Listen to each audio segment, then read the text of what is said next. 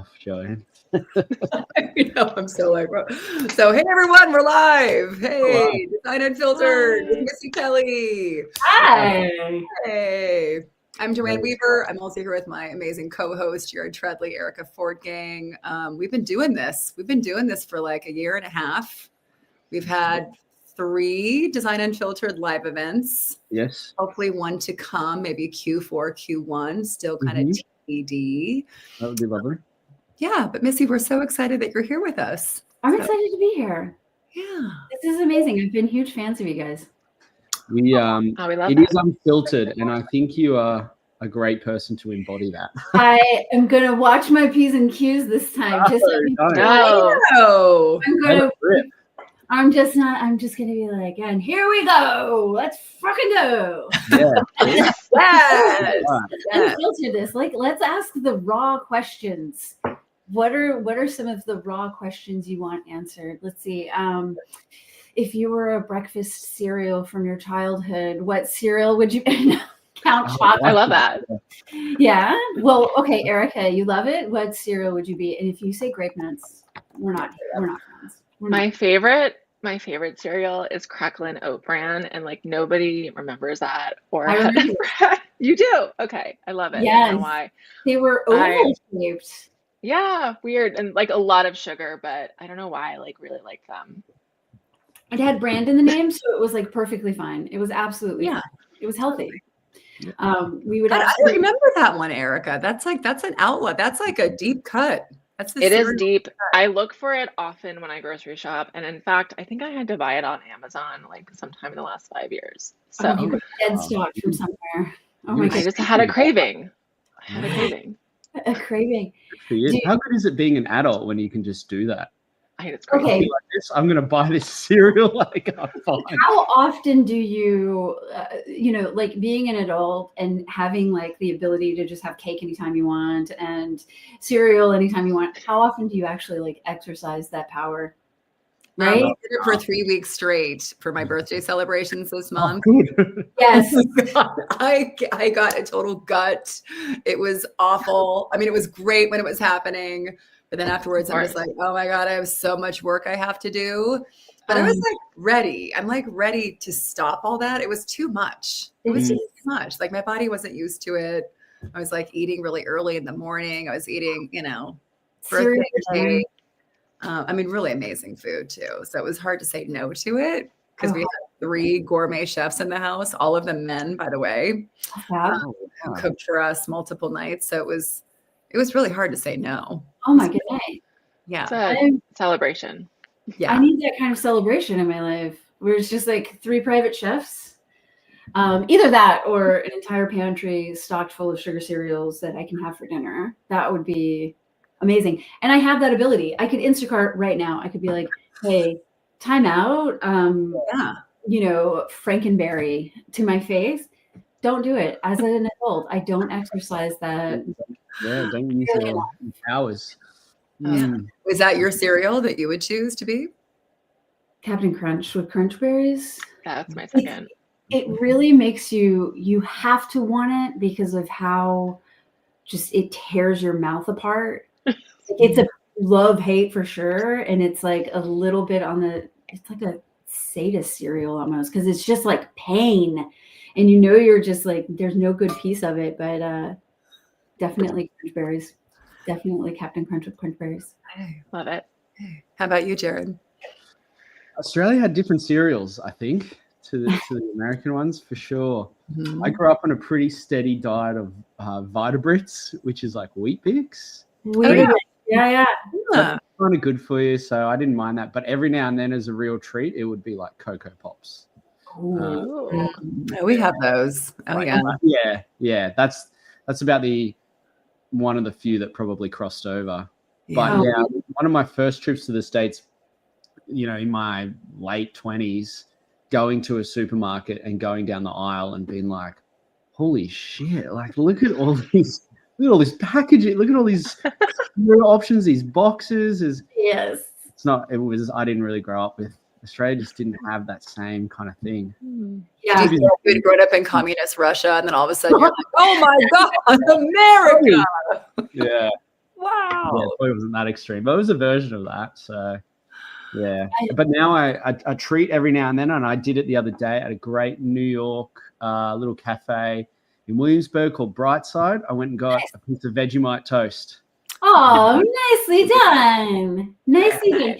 If you guys ever make it up north to We the North, the treat du jour is butter tart.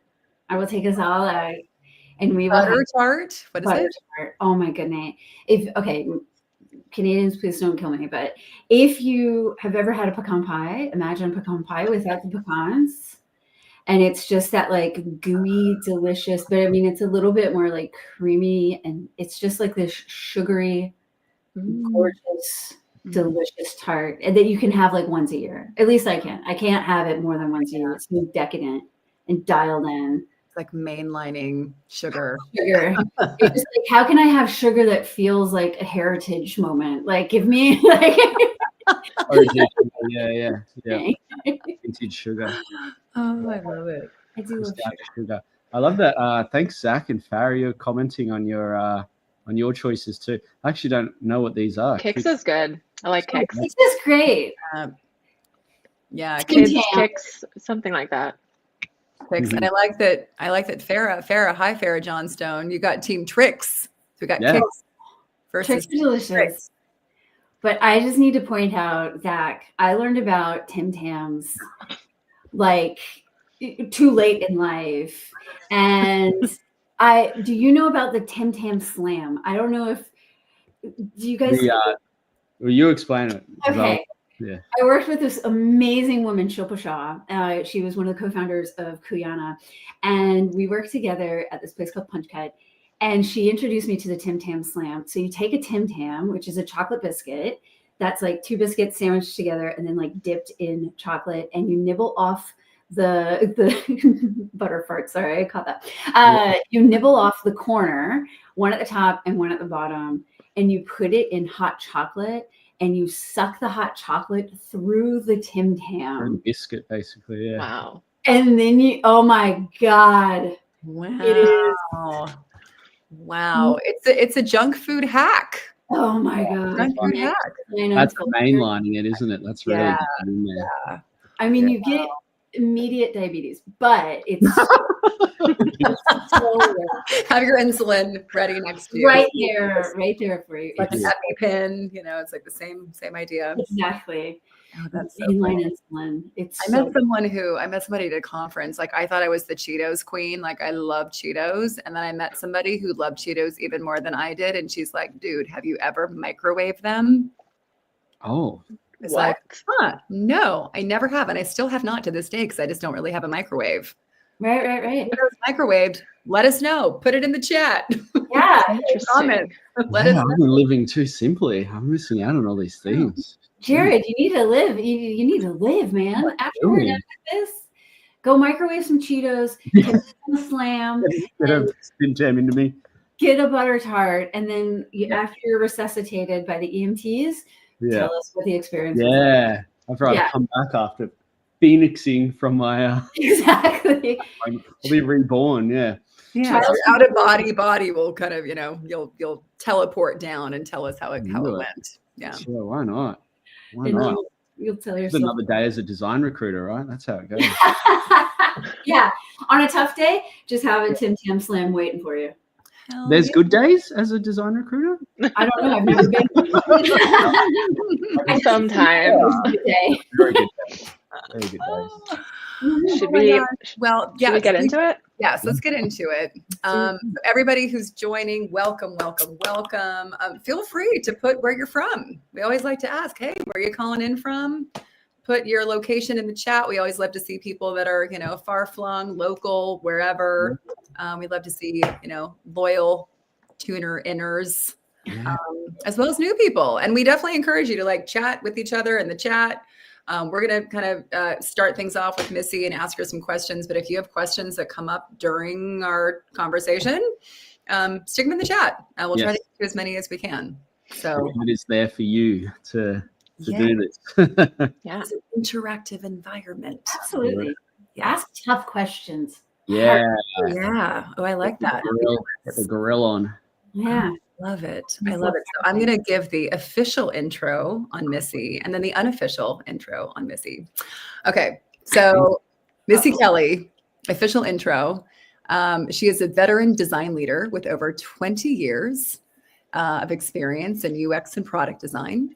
She's led design at companies like Bubble, yay, Vimeo, Splice, and now brings her experience to Canvas.io, where she's helping shape the future of spatial technology. So it's very cool. You like basically get your phone and you like scan a room and then it gives you like this CAD drawing. It's very, very cool. Very cool stuff. Very cool stuff. Now, the unofficial intro is that Missy is a badass. A total kick. I personally got to know her as our former client at Bubble, where we helped her build her design team. You were always so lovely to work with, just so fun and great feedback. We recruiters love great feedback. It really helps us do our jobs. Just so fantastic. I love your fearless mind. I love your zest for life. We went out to lunch, like kind of soon after we started working together. And if we closed down the restaurant, we were just chatting away, laughing so much. I felt like I could have talked to you for 4 more hours. So you're just a wonderful human being to boot. And we're so glad that you're here. So welcome to welcome, Missy. Thank you. Oh, that was so sweet. That was very, very nice. I've enjoyed I've absolutely enjoyed working for you. Working for you. Basically. Working for you. No, more feedback, Missy. More feedback. Yeah. It's been absolutely wonderful working with you guys and just like knowing you guys. You're a really good group of human beings who understand the design space. And so working with like recruiters who get designers is rare and so incredibly important, especially when you get into those negotiations. Yes. Even when it's me negotiating with you. It's all the shared goal, though. It's all aiming for the same thing. So. Running to the same goal. Yeah, I know. And I feel like that's what's brought, me and Jared and Erica, like the 3 of us together, is that I feel like we all are cut from a very similar cloth. We really understand and like really want to understand design and just and designers and all of that. So yeah. Y'all are a power trio. No kidding. Yeah. Trying. Thank you. All for that design crew. All for that community. Yeah.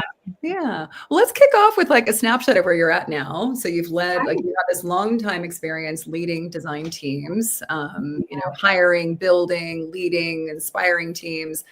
And now you've made the choice to move to Toronto from New York. Yeah. And to basically head up design and be design at Canvas.io. Yeah. So you're going from a leadership position, whatever leadership, quote unquote leadership, into more of like an IC, but like you're doing everything role. What was behind the decision around that? And how is that going so far? Oh my good night. Okay. Yeah. So definitely, I think I might have mentioned it before. It's definitely like a complicated feeling but one of like kind of elation, not to sound cheesy. So the complicated feeling comes from you spend all this time building up to being able to like manage. Over at Vimeo, we were managing like a team of like almost 25 people and spanned from like the West Coast all the way to Israel. Like it was just an incredible breadth of directors with great designers and just a lot of really smart people. And we did a lot of really great things versus somebody like a Splice or even like a Bubble, where it was a much smaller team, but we were still doing like mighty stuff. Being in that manager role it's really, really awesome. And there are a lot of highlights. There are a lot of, I think the joke I make is like twice a year, it sucks. Right around review time, it's just awful. But being able to like build a team, especially when you have really lovely recruiting, partners like yourself, building that team, seeing that talent come in, growing that talent, creating opportunities, like those are really awesome problems to solve. But you do get into a place where it kind of like, you're maybe not growing the way that you want to grow. And certainly people can say like, that's because of the organizations or whatever, but there's just like, for me, there was something that was like a little bit missing. I always knew the designers I was hiring up and growing and working with were going to be way better designers than me. That was the intention, right? Like I want great top talent, and bring them in. And I would see this work coming through and I'm like, oh my God, that's so great. That's so great. That's so great. You know, let's make this better. Let's make this great. And not being able to like get in there and do it. Cause as a manager, you do that stuff and it's just not cool. You know, you can go in and you start messing with your, you know, team's designs. That's just not cool.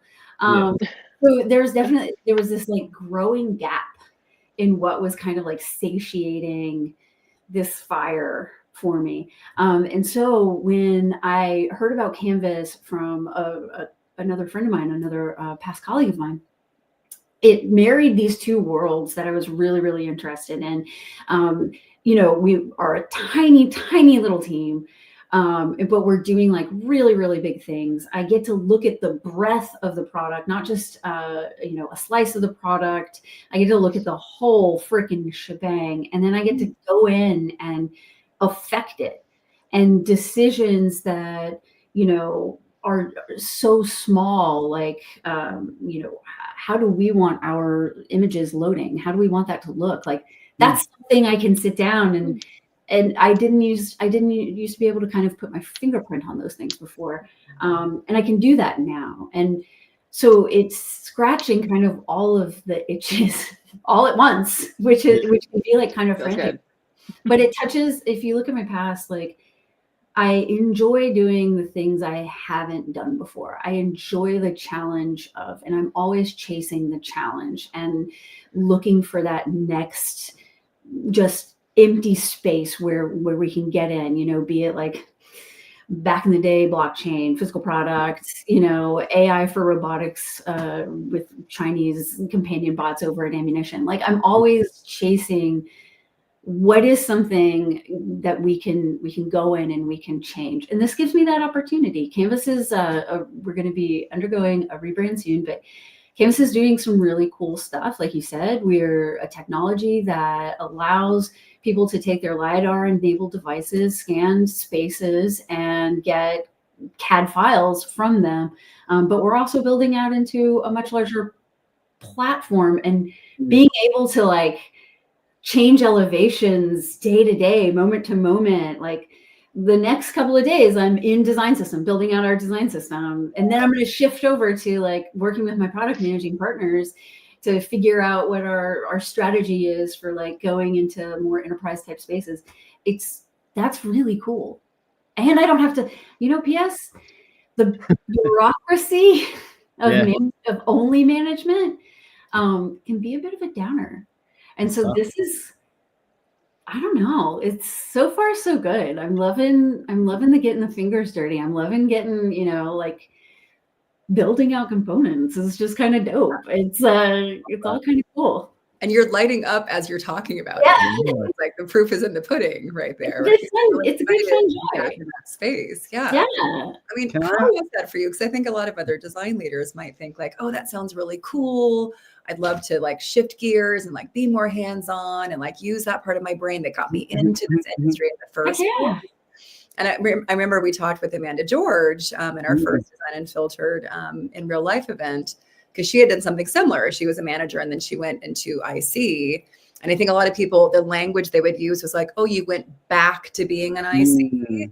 And I think what she made really clear is that it's not going back, like you're not going backwards. Right. It's just a different choice. But then I would imagine, and this is something that we all touched on in our little call on Monday, kind of our prep call, was that what does that do to the psyche? Like the psyche of a leader who's like, my self-identity is in having these big teams, feeling important, being important, the vision of the company. How has that shift been for you? And has the kind of concept of leadership even kind of changed for you? Oh man, that fluctuates. That's a really good question. It's a tough one because it does fluctuate. It's the complicated that I was alluding to earlier, because you're kind of just, you're driven by this idea of manage, and then manage the teams, get the teams bigger, and then manage the directors who are managing the teams. And that is what success looks like.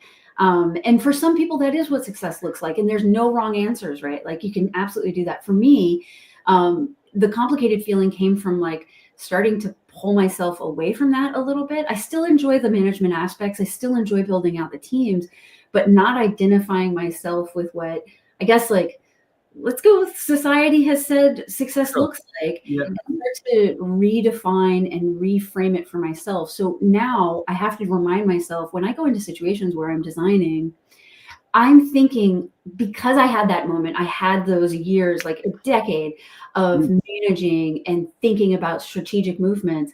Now, when I'm coming down and I'm like looking at a screen and I'm thinking about a feature launching, I'm not just thinking about that feature launching. I have the forethought of like, okay, we need to talk to our marketing partners because they probably have ad buys, and those ad buys are going to have dates that we can't shift, or we're going to have this portion is going to happen over in the data side. And so I think the view that I had from being a manager and building out those teams and having to work cross-functionally for so long with my cross-functional partners across the organization has made me a better designer. I can be far more efficient with how I'm thinking about doing things. And I can be a little less dogmatic with, I think earlier in my career when I was just explicitly a designer, perfection meant something different. Perfection really was just the pixels on the screen. And now, as kind of this like more seasoned, have worked as kind of a product manager, as a product designer, as a product manager, I look at the design and I'm like, perfection has multiple checkpoints, not just that screen. And so when I get into situations and negotiations with my cross-functional partners anymore, it looks a lot different because I can appreciate what's at stake, and I can appreciate how the sausage is made in a way that I probably didn't get when I was younger. And that makes for a much faster turnaround. It's half the reason why I'm looking at, I work at a Series A right now, but it's half the reason why I've been looking at these like smaller organizations, because I'm like, the impact that I can bring is beyond those pixels on those screens. Yeah. It's like how we can communicate across functionally and everything. And that I have to keep like front and center in my brain. Yeah. When I ever have those moments of like, well, where's my giant team at? Oh yeah. I certainly miss some of the amazing freaking talent. Like some of the designers over at Bubble are just like some of my favorite in the world. And I miss like managing those, but I know it'll come. I know it'll come soon. And so I'm going to enjoy this, and I'm going to really like just have a good time with it. And I have good product management and engineering partners right now. So I'm just going to like wallow in it like a pig in shit, not to get too Southern.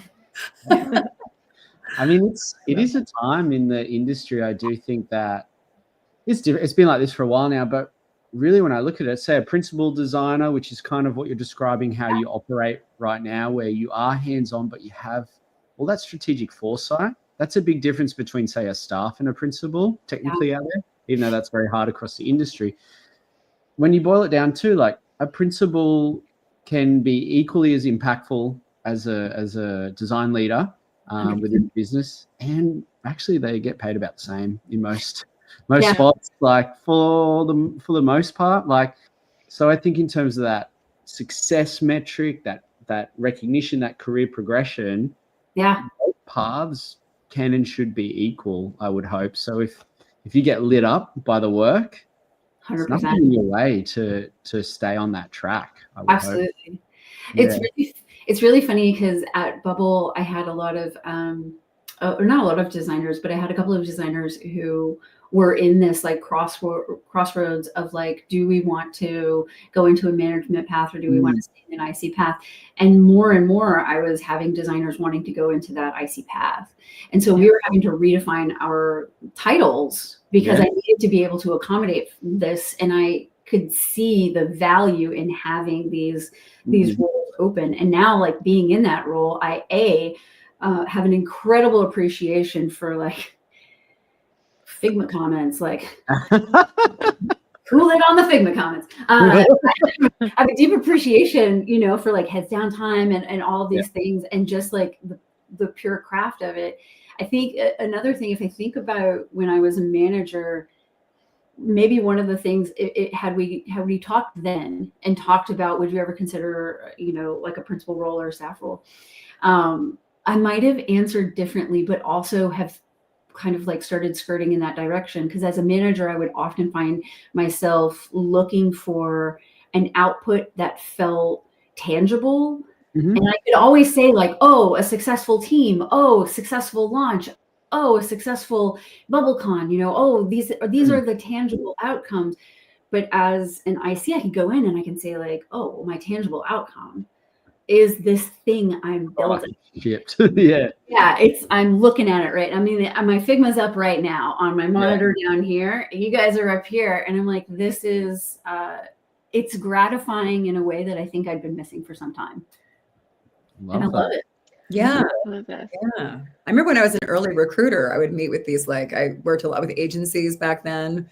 And I meet with these like executive creative directors and people that had 20 years behind them. And there was something about them that there was like a sadness sometimes, you know, they're just like, I'm in meetings all day long. I pushed a pixel and God knows how long. Yes. Right. And they're like, that's not why I got into this business. Right. Yeah. So there's like that piece of it. And then your comment around people wanting to go more down the IC track. I think that's a wonderful opportunity that people can build their careers in that world that they really feel comfortable, and that's what they love, and they get to use their passion at the higher level, but still stay hands-on.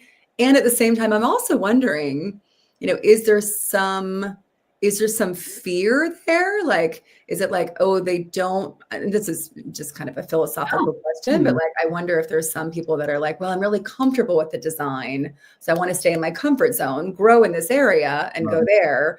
But then management feels really scary. I'd have to be a different person. I'd have to grow into something bigger or different than what I am now. Yeah. You know, I wonder if that's part of it. You know, is there enough training on the job? No, and there's depending not. on the company, right? Like, no, we have a huge problem with training right now, I think. And I was just sorry, that was my thought. Yeah. As in, managers are inexperienced, you feel, or not? People aren't guiding them on how to be a good design manager. They just fall into it, and that's that. Absolutely. And for design, especially like if you're living in the world of like product design proper, most of the times design, especially in the smaller companies, like design reports into product. Right. And so it's very difficult for design to have that strategic voice. And so one of the things that works in my favor, and I'll always say it's because I'm an August Leo, is I'm just not shy. And so when I'm working with my teams, and when I'm working, regardless if I'm, you know, laddering up into a CTO, CPO, whatever, I'm going to be as vocal, and I'm going to treat my partners as partners, probably to the chagrin of my partners. Yeah. But usually design, you have to be in these organizations, you have to be incredibly vocal. And you end up with being managed by folks who don't necessarily understand design. They want to understand design. It's not a nefarious thing. They think they understand design because, or they have worked with designers, and so that gives them a peek into, but they don't understand what it is to be a designer. The same way I couldn't sit down and, you know, tell an engineer what to do or manage an engineer. I could have managed a career if it's just like a checkbox. But a big part of managing designers is understanding there are multiple types of designers. Not all designers are, even within product design, not all product designers are the same. And so when I would build out my teams, like that was something I would bring to the table that, you know, kind of didn't exist. When I joined Bubble, we redid titles and everything, and the descriptions of the titles, because they were very PM geared. Again, not for bad reasons, just because. And so I had to make room for product designers who weren't maybe necessarily really heavy in that UI space, but they were UX, or a product designer who understood the UX aspects, but were really heavy in that UI space. I had to create language around it where these people could be successful and be put into spots and teams and things like that where they could be successful, where those spaces didn't exist before, because there just wasn't an understanding of like the differences that designers bring to the table. So like, having been managed by a variety of human beings, I'm probably not the easiest to manage. I'm sorry,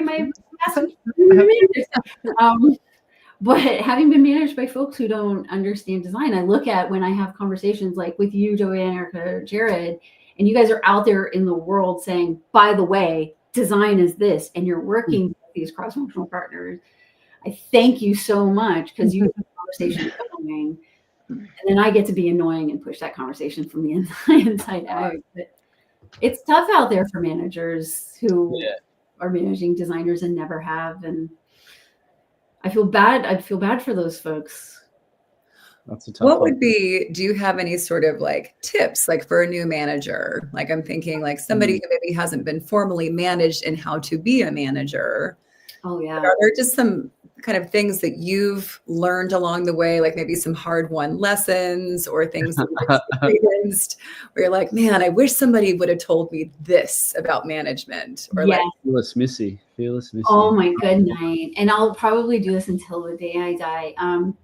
And I don't want to. It's one of those moments where you leave your body, kind of like you were talking about, Jared, where you're just like eating and then you leave your body. Where I leave my body, definitely start with curiosity. Yeah. When you enter a new org, when you enter a new team, when you enter anything, start with curiosity, especially if that isn't like a new team, because you're probably sitting on powder kegs of really great insights, ideas, thoughts, innovation. A lot of new managers will come in and they will say, oh, hey, I'm the manager. And now I'm going to tell you what to do. And because that's my job as a manager. And I just want a red flag on the field, stop sign, start with curiosity. It usually takes me, when I enter a team, that first 2 weeks will be me going like, okay, here's my idea, here's my idea, here's my idea.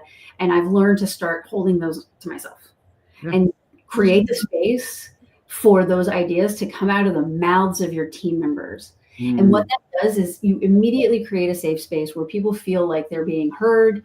And that creates this little symbiotic, you're getting great, you're starting to set a great culture. You're getting, great repertoire with your team members. You're getting great insights from problems that they've been thinking about for months and months and months, and you have not. Lean into that curiosity. Let your team have a voice. If you got bad team members, be the manager and work at it. But if you've got a good team, if you've got a mediocre team, let them have a voice. And that's how you're going to figure out how to up level them. Give them the space. In design crits, and I run design crits in every one of my organizations, even when the team is one person, we run design crits. I always talk last.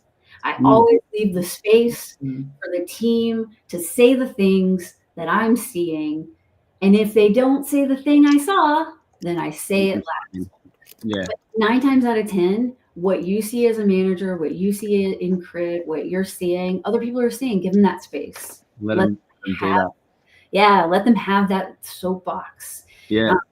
Those are the two big things. You already got the title. You're going to do fine. You're going to do the reviews. You're going to be great. You don't have to be a dick. Like, no. Don't be a dick. That's like rule number 3. Don't be a dick. Yeah. I love this. We have people chiming in with similar kind of philosophies. We got Richard Scott. Seek to understand before seeking to be understood.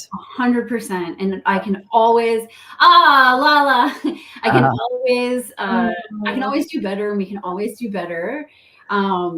But just that leading with that curiosity and creating a space, and absolutely lead with empathy, 100%. Yeah. When I build out my teams, and Joanne, you guys know this, when I build out my teams, it's a very symbiotic space where I'm looking for complementary skills. I don't look for that jack of all trades kind of situation, because I really feel like as designers, we bring something to the table that we have a specialty. And that specialty can show up, that spark can show up in many different ways. It can be that UX, the UI, the information architecture, understanding new technologies, the way you run design thinking workshops.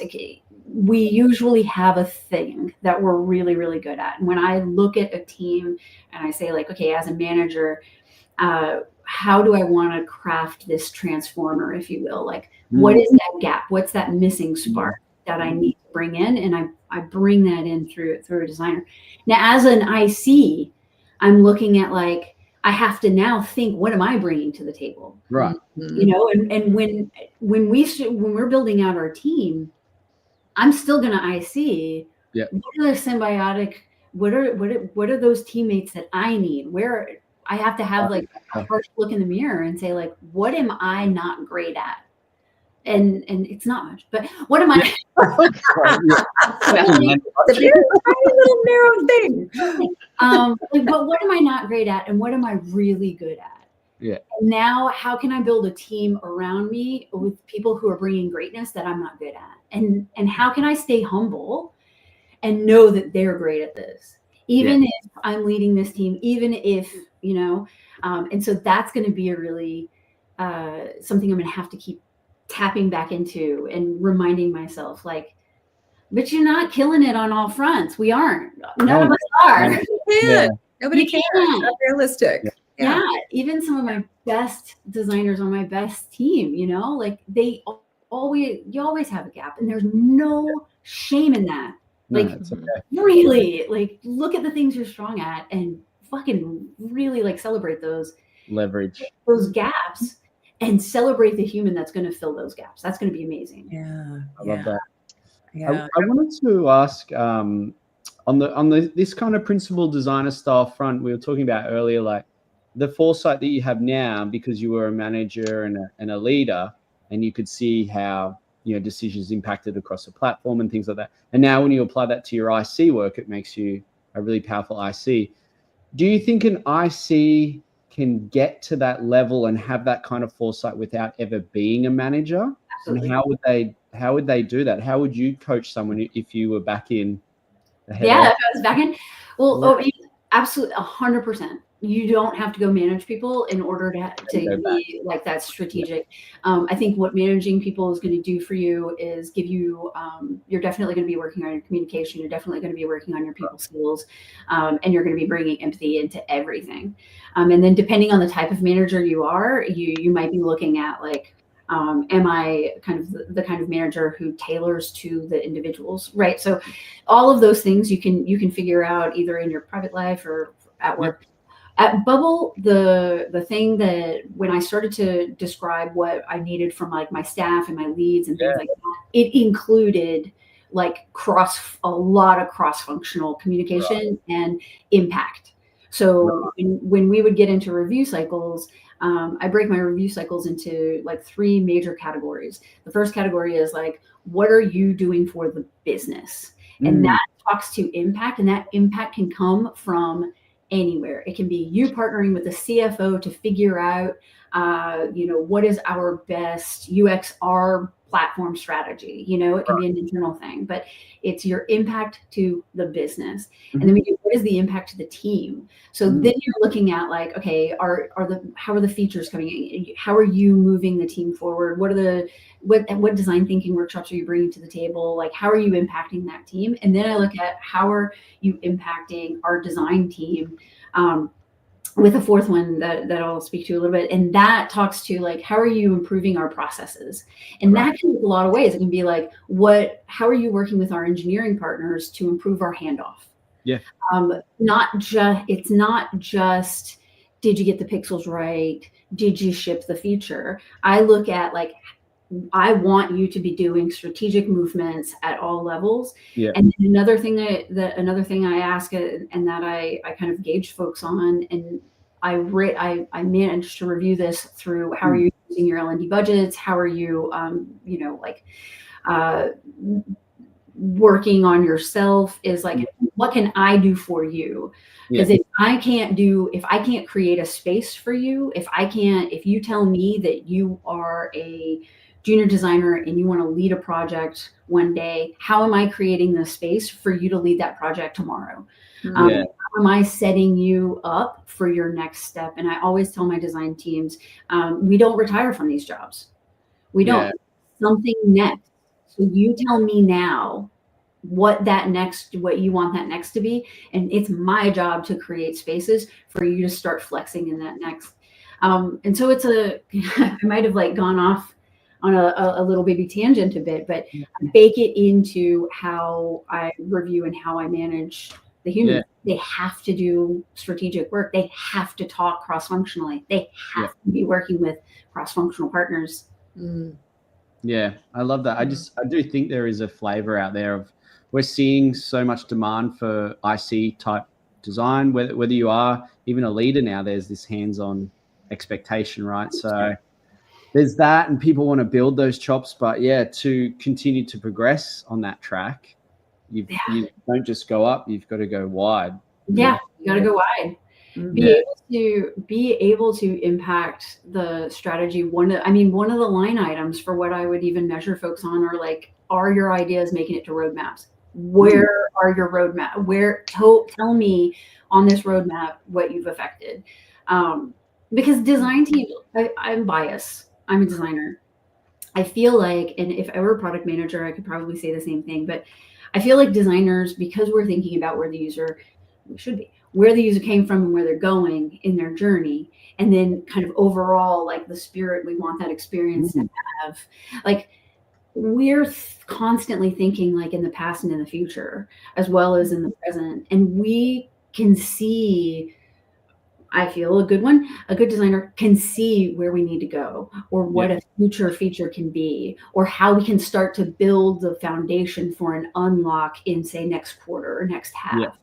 And so I believe that, and I want that from my designers. So I'm constantly saying, like, point on the map. Changed where we're headed. And then I review them against that. And it can be small, it can be large. I've had impact come from really, really like just gritty work that was just like improving a space and innovative new way of doing things kind of work.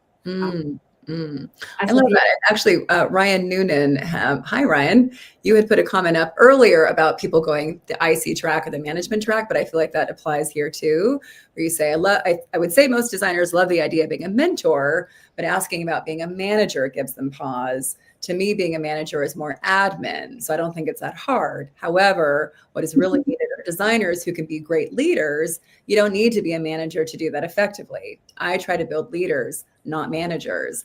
And I feel like that's so similar to what you're saying now too, where it's like, to be a good designer, and no matter what altitude you are in the company, it's like having that strategic mindset, that roadmap, like where is this going, having that vision. And I feel like especially with AI coming in the forefront, where it's like all these junior UX positions are getting a little bit squeezed out.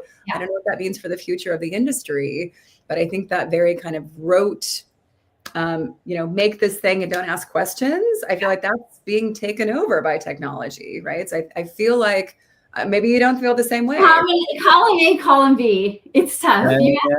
You ask a designer how they're enjoying the outputs from dialog boxes, and you might get like a little bit of a mixed bag, right? So like when I'm looking at copy, or if I'm looking at the way like I'm building out like my titles or cards for a UI, I'm looking at like the kerning, I'm looking at the treatment, I'm looking at all these things. And if I were to sit down and have to dialog box that over into, one of your mainstream products, it's just much easier as a designer, just go in there and get exactly what I want. Now for a product manager, or if you're using like Figma and Figma Make and you have a really robust design system, we can start to like call the small changes, which to me is, I'm like, fine, go do that. I am not a get out of my lane kind of designer, because I'll get in a product manager's lane. I'll get into an engineer's lane. Like I'll get into I'm like, we're all running towards the same goal, guys. Let's like one team this thing. If there's a view or something that a product, anyone can spin up with, the design system that I built out, with the design expression that I've defined, and then they can go and rev on that thing, have at it, man. That's a CMS. That's just a dialog box driven CMS to me. But as a designer, the way that I integrate AI into my workflow, it's very like it hits different levels. So placement copy for sure is going to be coming from like a Claude or an OpenAI.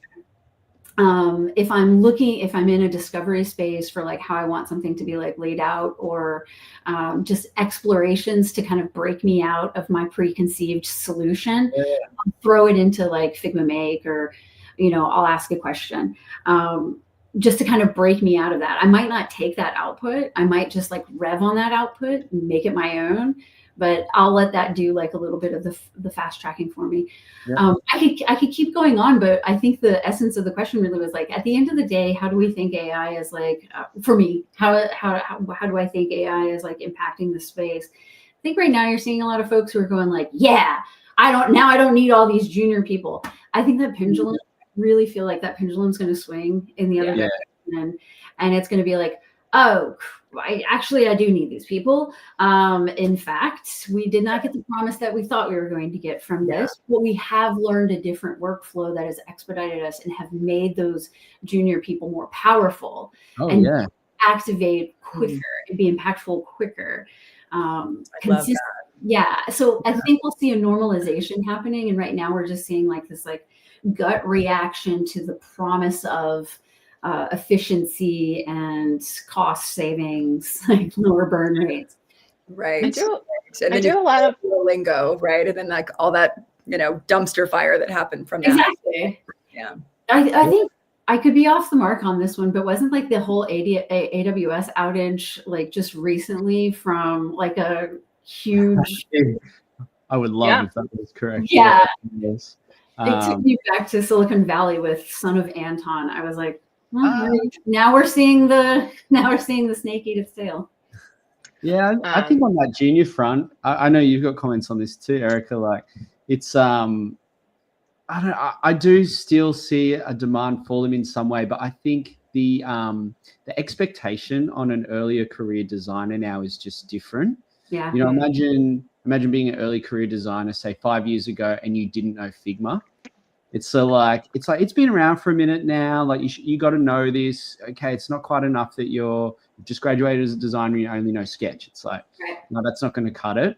No. I just feel we're in another evolution of tooling in that way, where it's like, okay, you are early in your career, but you got to be playing with this stuff, and it's now going to be in your toolkit.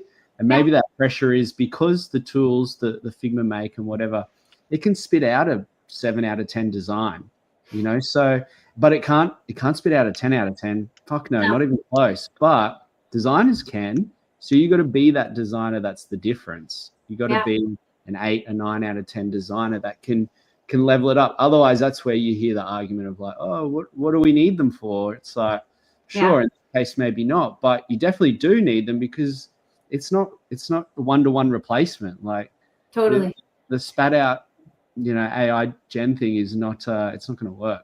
Yeah, I agree with Ryan in the comments here. You're always going to need those tastemakers to know what's good. They're going to look at the kerning of something and they're going to be like, that looks like shit. And it looks dated. Like AI is not going to know what looks dated. AI is not going to know how to change. I think we talked about this a little bit with the blow up of design systems. One day there were no cards, like the card component on everybody's website. The next day there were cards everywhere, and they work. They're good, but they're a component that has just become so prolific everywhere that everybody's site's starting to look the same. And, for better or for worse, design systems have helped us maintain, a sense of consistency. That's their job. Yeah. That consistency has led to best practices. Those best practices have led to everybody looking relatively the same. Unless you're in the agency space, if you're a product, chances are there are going to be pieces of your identity and how you show up that are going to be identical to other people. Design systems, we had this conversation as a design culture when, they started to really like take hold, and that became something that you have to build with because it creates efficiency. Was like, oh, now everybody's going to look the same. We're having that thing with AI. The outputs all are relatively looking the same. If you know how to prompt, if you have like design language and you can communicate, you can prompt in a way that you can get, some really great things. Lovable does a really great job. A lot of them are all using the same libraries, so you're going to end up with like same component type things that are happening. Yeah. you're going to get a lot of sameness. I think you're spot on. Like, you need tastemakers, you need folks who can look at it and be like, okay, where is this starting to just kind of feel flat? Let me elevate it. Yeah, it does the job. Yeah. But where does it like kind of feel a little like generic? And maybe AI will get us there. I think when I think of new designers now, get into Figma and start using their toolings and use them well. So you have tooling that will expedite the process, and it will free up your time so you can spend attention on being innovative and thinking about dialing up that design. Like, you can have repeating, rows just manifest by pulling down your little slider. Like, there are just places in the tool that will expedite your ability to design. And those are the moments that you want to capitalize on, so you can spend time on making things look unique and good and great and usable, and branded. Like, it's not about going in and saying like, dialog box, do this whole thing for me. Like, there are smaller tools that are just like peppered in and out, that will expedite it and give you, use them. Yeah. Love it. Erica, I think you had something that you wanted to say or ask. I have so many things. I was going to just give an analogy here. So a couple months ago, I had this idea for a company that I want to build or whatever, and I used Lovable to sort of create it. But then I never launched it because I was afraid, and I was like, what is the point of launching it? Like, do people copy it and sort of like, what is it, vibe off of it? And then I was asking, of course, ChatGPT, and it was like, anyone can technically copy your idea, right? It's up there live, but there's nobody else other than me who like thought about it, who has the same passion, right, to do it. So anyone can copy your ideas, but they're not going to have the original passion of the originator, right? So I feel like that is how it is with these sort of juniors. I work with very early startups. They're really open to the junior designers. I almost feel like we need an AI for like management training, because, and that's kind of what I was going for before with like there's a bottleneck that we are seeing with good leaders and managers, and we do need these designers, as eventually all of the ICs, the principal staffs, I mean, we're getting older, right? So at some point we have to reset. So that was the analogy for me. Like, there's, AI is never going to really understand taste. It might, but we need a human to push it, I think, forward. And on the manager front, how AI can benefit you as a manager, there were different ways that I was using ChatGPT when I was working over at Bubble with my team. I adore taking written notes myself. I don't go with the Gemini. I mean, I will do the transcripts and stuff like that, but I don't feel like it always gets what it is that I'm trying to say. And so I just love the act of like taking the notes, and then I'll feed those notes into my team agent.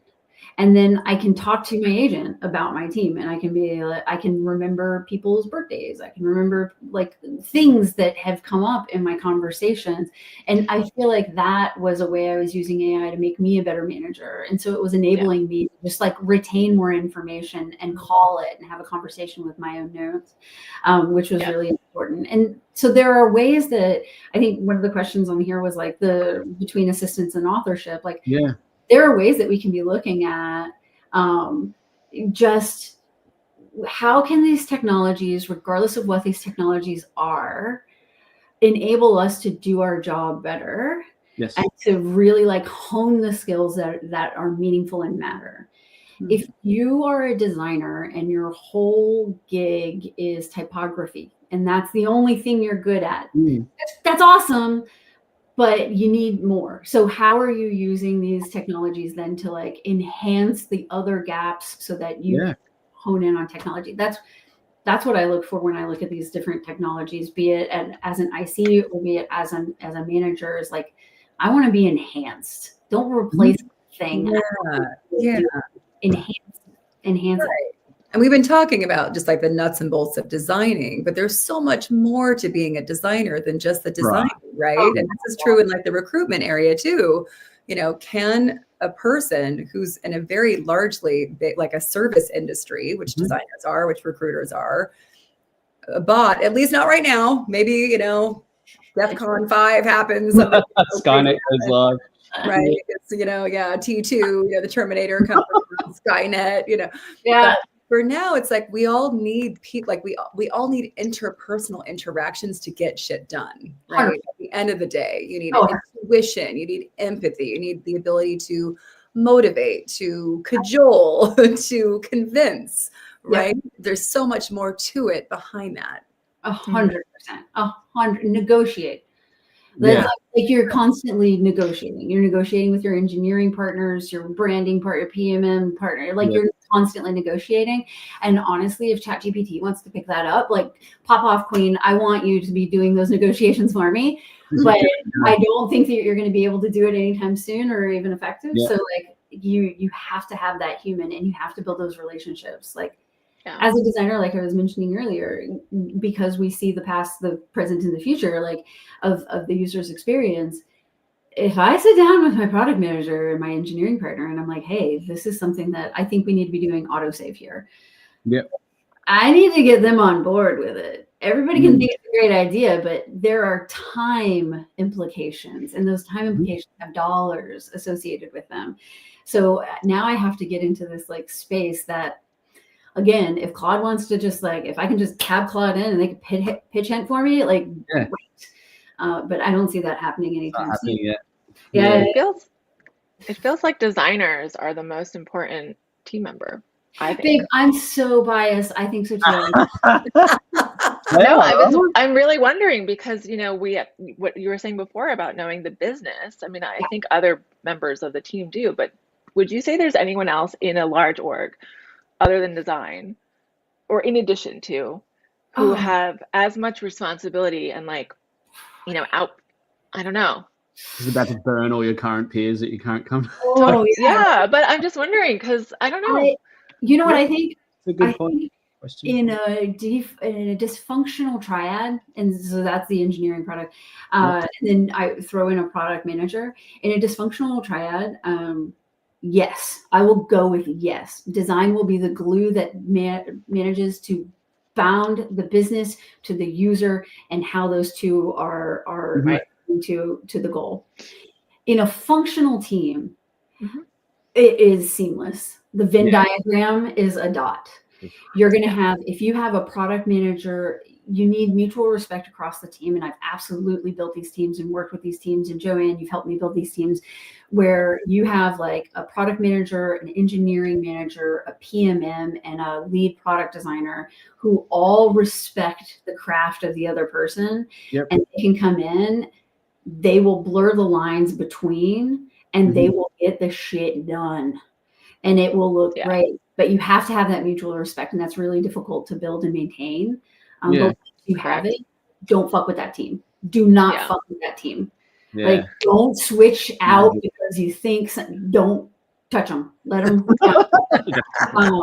It's a delicate flower. It's a delicate flower.